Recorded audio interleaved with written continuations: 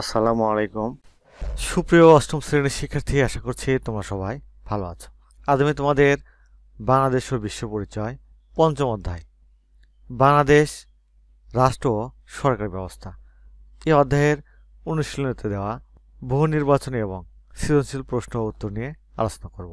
চলো প্রথমে আমরা অনুশীলনীতে দেওয়া বহু নির্বাচনী প্রশ্ন এবং উত্তর নিয়ে আলোচনা করব। দেখো, 1 নম্বর, বাংলাদেশের সংবিধান এ পর্যন্ত কতবার সংশোধিত হয়েছে?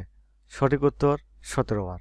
রাষ্ট্র পরিচালনার মূলনীতি 4টি কোথায় লিপিবদ্ধ করা আছে? সঠিক উত্তর ক, সংবিধানে। নিচের উদ্দীপকটি পড়ে 3 ও 4 নং প্রশ্নের উত্তর দাও।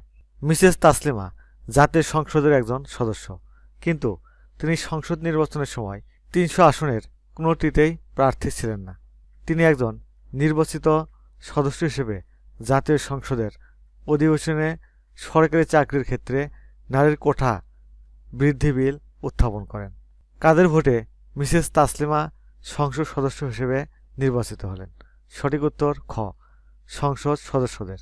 মিসেস তাসলিমাকে সংসদ সদস্য হিসেবে নির্বাচনের কারণ হচ্ছে: 1 নম্বর, মহিলাদের প্রতিনিধিত্ব বৃদ্ধি করা; 2 নম্বর, সংসদ সদস্য সংখ্যা বাড়ানো; 3 নম্বর, নারীর স্বার্থ সংরক্ষণ করা।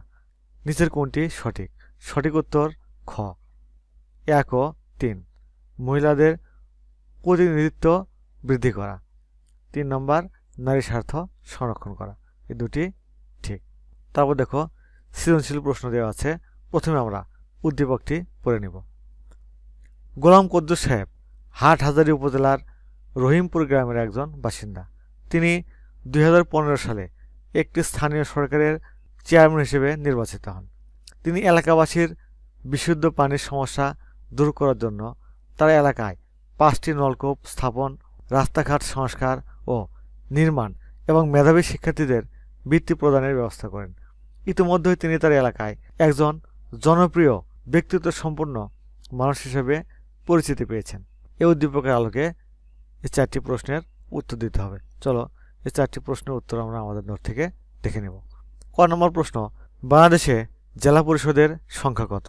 উত্তর, বাংলাদেশে জেলা পরিষদের সংখ্যা 64টি। তারপর, জনগণ সকল ক্ষমতার উৎস ব্যাখ্যা করো। উত্তর, গণতান্ত্রিক সরকার ব্যবস্থায় জনগণ সকল ক্ষমতার উৎস হিসেবে বিবেচিত হয়। গণতান্ত্রিক সরকার ব্যবস্থায় সার্বভৌম ক্ষমতা জনগণের হাতে ন্যস্ত থাকে। জনগণ তাদের পছন্দমতো রাজনৈতিক দল ও ব্যক্তিদের ভোট দিয়ে নির্বাচিত করার মাধ্যমে সরকার গঠন এবং দেশ পরিচালনায় অংশগ্রহণ করে। তারপর, গোলাম কুদ্দুস সাহেব কোন ধরনের স্থানীয় সরকারের চেয়ারম্যান নির্বাচিত হয়েছেন ব্যাখ্যা করো। উত্তর, উদ্দীপকে উল্লেখিত তথ্য অনুসারে বলা যায় গোলাম কুদ্দুস সাহেব ইউনিয়ন পরিষদের চেয়ারম্যান হিসেবে নির্বাচিত হয়েছেন। স্থানীয় সরকারের প্রাথমিক স্তর হল ইউনিয়ন পরিষদ। কয়েকটি গ্রাম নিয়ে এক একটি ইউনিয়ন পরিষদ গঠিত হয়। ইউনিয়ন পরিষদের চেয়ারম্যান জনগণের সরাসরি ভোটে নির্বাচিত হন এবং এলাকার উন্নয়নে সুনির্দিষ্ট কার্যাবলী পরিচালনা করেন। গোলাম কুদ্দুস সাহেব হাটহাজারী উপজেলার রহিমপুর গ্রামের একজন বাসিন্দা, অর্থাৎ তিনি স্থানীয় শাসনের সর্বনিম্ন স্তরে থেকেই জনগণের ভোটে চেয়ারম্যান নির্বাচিত হয়েছেন। তিনি এলাকায় বিশুদ্ধ পানির সমস্যা দূর করতে 5টি নলকূপ স্থাপন করেন। এছাড়া তিনি রাস্তাঘাট সংস্কার ও নির্মাণ এবং মেধাবী শিক্ষার্থীদের বৃত্তির ব্যবস্থা করেন।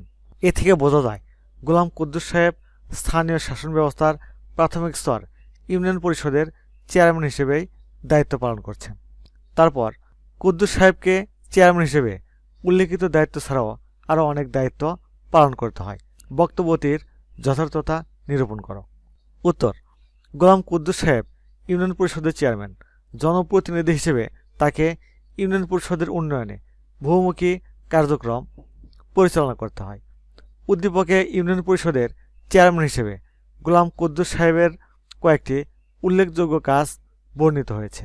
প্রকৃতপক্ষে ইউনিয়ন পরিষদের যাবতীয় সমস্যার সমাধান তাকে করতে হয়।